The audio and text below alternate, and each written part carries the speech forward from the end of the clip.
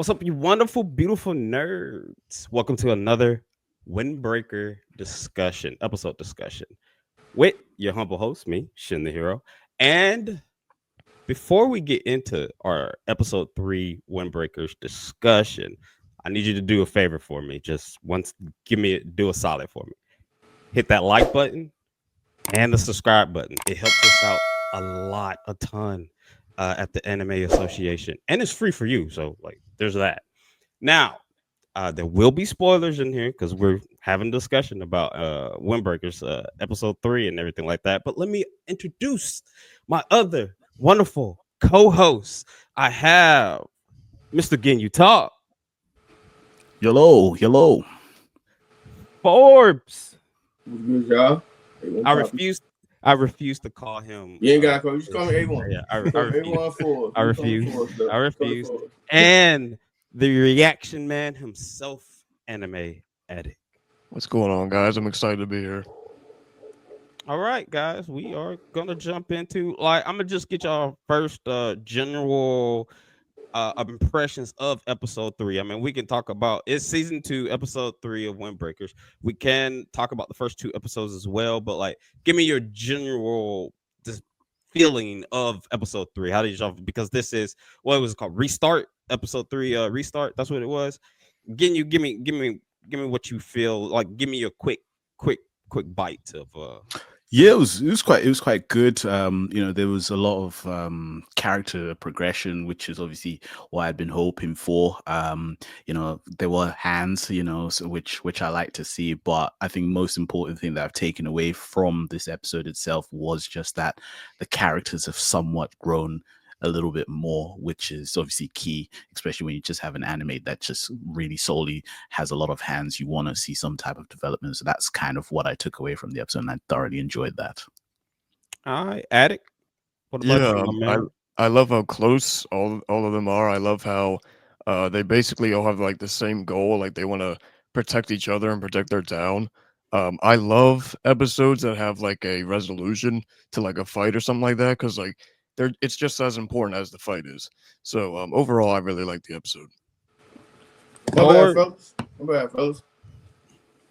Man, pest control not going to do it. It's dog barking, man. Forbes, how you feel? How you feeling about the episode, Forbes? In general, the backstory was dope, though. I ain't gonna lie. Like, it gave me like a real Tokyo Revengers feel a little bit with the emotion somewhat. And that's what I like about these stories. Like, they really put a lot of emotion into it, like besides all the fighting and stuff. But as far as like the episode, yeah, I feel like it was solid though. Feel like it was solid. Yeah, I agree with everybody's sentiment on this. Like, it's good. Like Attic was saying, it's good how we got the revolution of it and everything like that, and Saw, and I really am liking. I'm gonna be horrible with the names and everything like that, but the leader of Boomfei, the leader, like this dude, it's hilarious, bro. He's got red flags that I have not read the manga. I don't know anything about the manga, so I'm basically anime only. He got red flag. He gonna die. I feel like he's gonna die. Yeah. Just how I feel like it. This man is too good. He's too precious for this world, and I just feel like he is going to die. What's going into that? Let's go ahead and jump into the plot and the characters of the episode and everything like that. We did say that we like how the growth. I really like how the growth of the main character Sakura is doing. I really like his growth. Like he's been on his own. He's been lone wolf badass all his entire life. Been looked down on, and he got homies now. I really like that. Though, like, for them to not know him for that long, like the teamwork they put together in the episode too, like, bro, yeah, it was dope. I like the connection now. How you feeling about the characters and then the plot in general of this particular episode? Because, in my opinion, I do kind of roll my eyes about when we get this flashback stuff, because I feel like it's like Demon Slayer. Oh, just throwing it in there like, we yo, we just don't need to beat know this. somebody, and now we get Yeah. this flashback about the bad guy and everything Mhm. like Yeah. that. But like, how you feeling about the characters and the plot specifically in episode 3? Yeah, I really liked how like the title of the episode Restart really connected to Sakura because basically all this time he has been someone who's been like in his own head and he blames himself for everything. But now like all of his friends are telling him like it's okay, like we have each other's back. And so basically he had like his own restart of like who he is and what kind of leader he is in the group. Yeah, getting you. How you feeling? Yeah, same thing as that. I think it was quite nice just seeing just him slowly starting to let go of all this lone wolfness and actually start Yeah. to accept, that there are people that he can somewhat open to. And I think my favorite part about it all was towards when they were walking back after the fight with Keel, and he was just all the way at the back, and then I think he just stopped, and then he was blaming himself about the whole thing. And then it wasn't just the core group that came to his aid, but it was all of the other classmates who saying, it's not, it's your own responsibility for losing yourself, for losing your fight, if that's what you want to take on. But in terms of everything else, I lost because I lost, but I don't blame you, we're all behind you, that kind of feeling. And it kind of just kind of warmed him up a bit more. So I think that was the biggest takeaway that I took away from it itself. Yeah. I do feel that. I do. Like, Yeah. and then I want to be in Booferin to be in this. I get free food all the time, man. Just yo, man. I want to be in. I want to be in this group. Yeah. I want to be in this team. Let's go back to the talk about what's the Kieran? Is that what they were called? The Keel, other group, Keel something. the Keel. Yeah, Keel Yeah. is Keel. That let's go back to them real quick and their team dynamic and everything like that. Like, how are we feeling about them as I'm assuming they're dead and they're just done after this in general. But like, how did we feel about like, because we got like their leader kind of being a good guy, and then he basically just He just turned on him like, like he whoa, kind bro. of just stuck with. How we feeling about that? How we feeling about their group, their team? Yeah, I mean, for me, it kind of pissed me off, like how he Yeah. basically like trapped him, and then like their whole thing was just basically like they just beat each other up.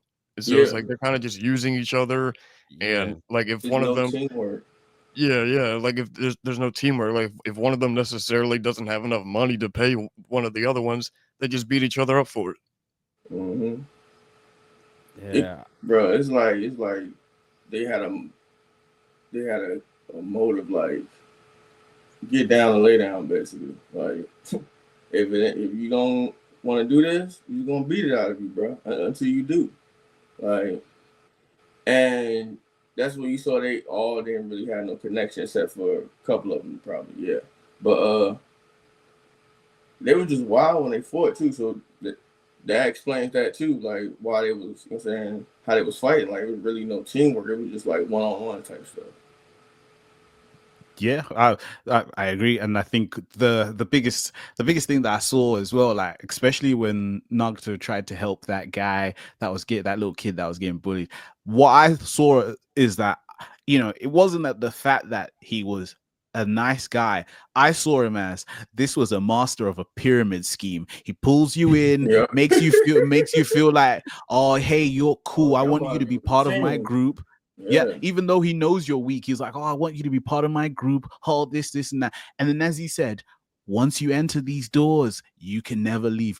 Basically, once you're in the scheme, you're trapped.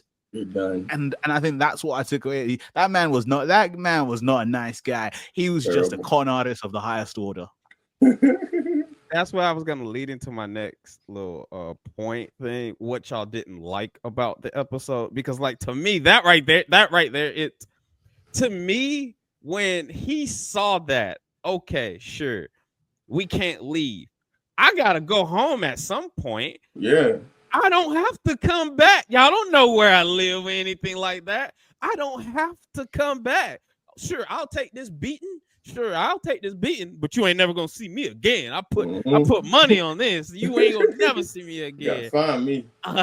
Like that was like one of the things I really didn't understand. And then the thing about he when he went back on his flashback thing, the dude they saved, his buddy, like I get that when you're growing up, you do grow apart from your friends and everything like that. Yeah. But it seemed like there's those three, they were like tight.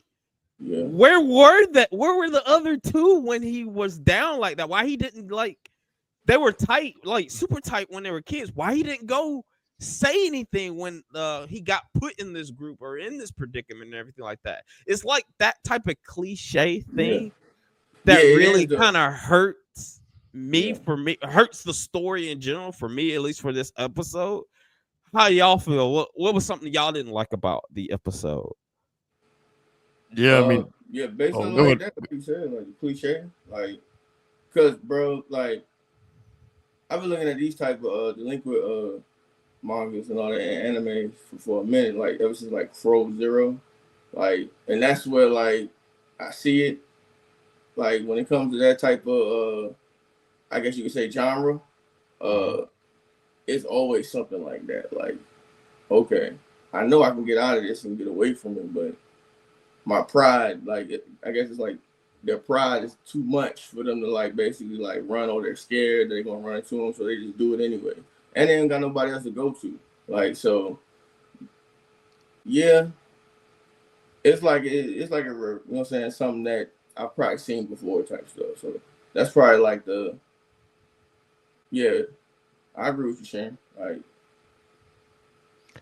yeah, for me, that was one thing I did not like.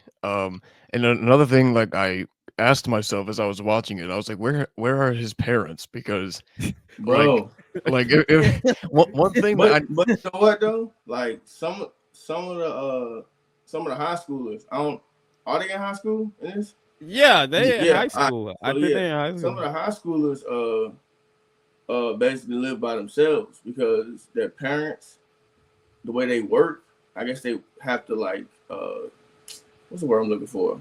Well, go to like another county, you know what I'm saying, Japan, and it's probably cheaper just to go ahead and just stay out there for the week and then come back like on the weekends type stuff. So some of them was actually like living by themselves just so they could stay in a certain school. And I think the legal age out there is like 16 or something, I think. Yeah, sure. So I mean, I was gonna say just before I throw it back to Addict for him to finish point. Yeah, I think as you said, Forbes, with some people living by themselves, I think just having read some stuff, like Japan has like one of those, the highest workaholic is one of the highest workaholic like kind of city, the country itself, where people just be working themselves into the ground. So there's also some of those things that the parents are never there when they get home, and they're not there in the morning, so you hardly ever see them. But yeah, so I agree with you on Forbes on that one. So sorry, Addict, you can continue your point. Yeah, I mean, that's not really something I took into account, but now that you guys say it, it makes a lot of sense. But another thing is like the teachers too. Like, where are the teachers at? Because the teachers, one thing I never understand. Yeah, that's one thing you can't say. Teachers probably scared though. Yeah, I mean, it's just like it seems to happen a lot in anime. It's like there's like bullying going on in the school, and the teachers are never there somehow. Yeah, and then the thing about my other thing or gripe about it is his homie is in Booferin. Yeah, I get we don't see no teachers or anything in that school and everything like that, but the adults in their little community know about the kids and everything like that, and they take care of them and everything like that. Like they feed them and stuff like that. So like so to me it makes, and then the girl, it seems like she lives in that community as well. So like to me it seems like their pal should live there too, within that community too. So like he should have been with Bofer in it for the start. That's what I guess I'm saying. But like I get the story arc that they're trying to do, or they're trying to tug on people's heartstrings and stuff like that. But it's just one of those things. Like Adrian's like, man, when you sit here and look at it for real, this don't add up, Chief. This don't add up. I think that the animes are though. Like, they always like that, bro. You be like, bro, come on now, bro. You had a I think whole pipe in your hand, and you yeah. got scared and still got dropped by somebody just with hands though. Like that Mm. type of stuff, I was like, "Yo, bro, come on." But they do that in a lot of them. Like I said, like I don't know if y'all seen the movies that's on Netflix. I think High and Low. I think it's called or Low and Oh, High. the delinquent series. Yeah, Yeah, yeah, yeah, bro. yeah, yeah, And yeah, that yeah, John yeah. links in with I actually, bro, during the pandemic, I binge watched all the movies in order. Like I ain't gonna lie, like, I got real connected to all those characters. And like these are like these type of uh anime basically follow that same formula that like that show does. Like Yeah, so no, I hear. yeah. Nothing. I think my biggest gripe about the whole thing, and it was towards the end of the episode, really, was when it was basically referred to as Nero is actually referred to as a vice captain. Was he a vice captain of what? Getting whooped? Because because I was thinking that. I think that was as soon as I read that, I was like, no, no, no, no, no. I think everything else, like, I was like, oh, all right, fine, I'll let it go. But when I Yeah. found out that Mister getting knocked out, getting carried on the back was a vice captain, I was like, not Yeah. a Yeah, chance. like they did that when they voted for the captains and everything. It's Yeah. him and eye patch dude are the vice Mm-hmm. captains. I mean, he might not have hands, but he does get information. He's basically like the Deku. And I would like to see him, which we could go on to our favorite parts of the episodes and everything like that. But I would like him to grow as a fighter too. I want them to like teach him how to fight as well, so he's not being protected the whole time and everything Mm-hmm. like that.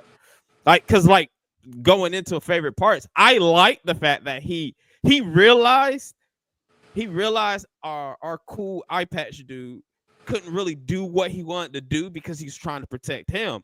And he was like, Mm-hmm. I'm part of this team too. And I like the fact that he ran out, not running away to escape, but he was trying to help. He took a beating. Yeah, he took that Mm-hmm. beating. But like I liked that. Like that was one of my favorite parts of him. I like characters like that. And I just hope he grows even more like the main character Sakura does. But like I hope he grows to a point where he can at least start holding his own, where he can at least take the random mooks down and everything like that. What favorite parts did y'all have of this episode? Addict, go ahead. Uh, I think probably my favorite part was if I had to say one part, I guess it would be like when they're all walking back and they basically like all like got in a group hug and like showed their camaraderie for one another. I feel like this show does a really good job of like connecting all the characters and making them all feel like equally important. And obviously, like we 100%. have some of them like that stand out, like Sakura and Suo and Umemiya, but like just like as a whole, like they all come together, and I feel like it just does a really good job of that. I Yeah. Ginyu? Whew, I think, to be fair, I quite liked maybe probably the whole episode, besides those little gripes. But I That's think what I was the about to say. I was gonna say the that. biggest bit that I liked the most was the fight between the upperclassman Kanji and the leader of Keel. I think there was a bit where he jumped off the ledge, got onto the chain cable, came back, and then he Yeah. smacked him into the side. I was like, yeah, all right then, mate. Sure. I'm with you. I'll let this one go. So it was pretty. I that was probably my one of the bits that I liked the most. And then obviously, as Addict said, just the relationship at the end, where it, where you feel like with in a video game, for example, you feel like your character's gone to a level up, and I think them having that relationship felt like the character had moved forward, which obviously keeps me engaged and stops me thinking it's just a hands anime, but there's actual stuff that's happening in the actual series itself. Okay. All right. Mm-hmm. Anybody read the manga? No. No, nobody No. reads the manga. Okay. All right. So also, I will say this before we go into the end credit stinger part, because that after the credits that dude shows Hold up. up. We'll talk about I that didn't and see then our that. predictions of the next episode and everything like that. But I will I say didn't that see that. I started watching this is dub. The dub is good. I Yeah, will yeah, say yeah. that. I'm not Dub gonna is lie. very I good. did too. I did too. When I watched this episode for the first time in Japanese, the the not the headphones guy, but his second with the pompadour, that Mm-hmm. man sounds like he does like 40 packs a day. Yeah, He smokes 40 packs a yeah. His day. voice is deep. My I'm like, my bruh, guy. I was like, oh raspy. my goodness. But like other than that, now the end credit scene, like y'all didn't I'm so looking at it right now. Forbes for you didn't watch the end credit? You don't I watch did. the I end did. I credits, didn't man? even know there was an end credit scene. I saw it. I saw it. Addicts. Yeah, I well, know Alex, addicts. Man. you're expected to have seen it. Like I didn't even. I didn't. Y'all don't I watch. didn't see Y'all it. don't watch after the credits, man. Y'all don't even Never. watch the end. No. The ending. The No. ending, like man, the No. ending is Look, really good. The ending song look. is really Crunchyroll good. got it set up the way it be skipping the credits and they go straight to Well, if the it next well episode. Crunchyroll, I know Crunchyroll does that, but like if Crunchyroll if it has a end credit something, it won't skip the it'll just play the whole thing and go into the Okay. end credits thing. It go into Right. that. So like after the end credits, after the credits roll and everything, like also I want to say I don't like the opening. I don't know if y'all like that. I don't like the OP. I think season 1 OP is better. That's just Sure. that's Yeah, just my yeah, opinion. yeah, Agreed. yeah, yeah, yeah. Agreed. That's Yeah. my opinion. I know it's taboo to skip anime openings, but I be But I skipping do this. skip it though. Like I be skipping it. most of the time I just let it play. But So yeah, so I the ain't gonna lie. end credit after the end credit scene is there's this guy. He basically woke up. I think he probably took a dive and then just went Yeah, to sleep he during tapped the up whole too. thing. And he gets up, he talks about some ominous things and everything like that. And I Mm-hmm. guess he was a mole for some other big team. Yeah, And he takes his jacket off and we see and he's got tattoos and everything like that. And yeah. it's like a wolf tattoo, I want to say. And I guess that's the team that he is about. Mm-hmm. And he was talking Hey, about Boo Frank, Friend. Frank or something. I think Yeah. it was underneath it. And he was talking about like Booferin's gotten weak, but then he was like, well, those were the first years and everything like that. So I'm Mhm. assuming this dude was, if he fought for real, I think he probably would have took down everybody in here. Yeah, because he got up like he wasn't even like beat up. Like Beat up, yeah. Like probably he was playing woke. the whole It's like time. he just woke up. Yeah, My man was yawning and everything like that. So like with he that, went to sleep. how are we feeling about that guy? And then how are we feeling about the next episode? What things are we predicting that's going to happen in the next episode? Forbes, But what are you thinking? we're just seeing the credits now. Getting credits. Like I feel like they're gonna build up to a bigger plot to take them down. Like, and now we know it's like other schools that's trying to take them down too as well. Like, and I really feel like we're gonna get like a more like story based type of stuff in the next couple episodes because we did just start the season off with like straight out the gate, just straight hands, and that's why I like the third episode because it's slowing us down a little bit, so it just won't be thrown in our face like it'll feel like a filler if they go back to normal like school and everything. Like, it'll show why everything's calm now and everything. So it's like I really feel like it's gonna be mainly like story based and them like doing their little comedy that they do for a couple episodes. Probably, yeah. That's what I think. Getting you? Well, I didn't see the end credit, but I think there was something during the episode towards the end where Kanji, the captain of the second years, was walking. He was saying something wasn't making sense because he didn't understand how people would follow. Would follow up with Keel. So I think just the end credit scene does make a bit more sense here. That there is something happening in the background. I think my only hope is that they don't try and make the plot too elaborate, because obviously then you kind of deviate from, because I quite like what they're doing right now. So I think if they add a little wrinkle in there that keeps in touch with what's currently happening, it'll be okay. Don't then try and make it seem like this new guy is some underworld guy, and now we're fighting the underworld mafia or some crap like that. Because no, just keep it as it is, kind of thing.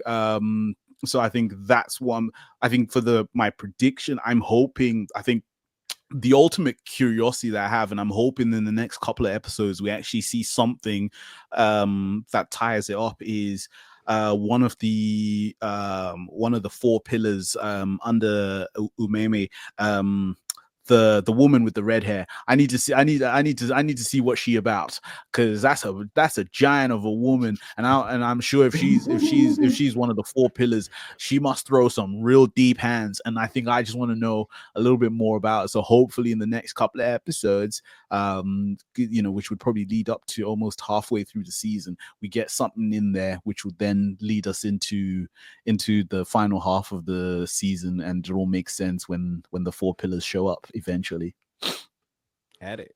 Yeah, I'm excited to see, because like I feel like all the characters that have like all these like sick tattoos are like really really tough guys, and Yeah. I think in my prediction, I think we're gonna see a lot more of the second years and all the seniors kind of step in. I feel like this is gonna be like a giant like just like school versus school affair type of thing. Mhm. But to touch on what Ginyu was saying, I was told that character is actually a guy.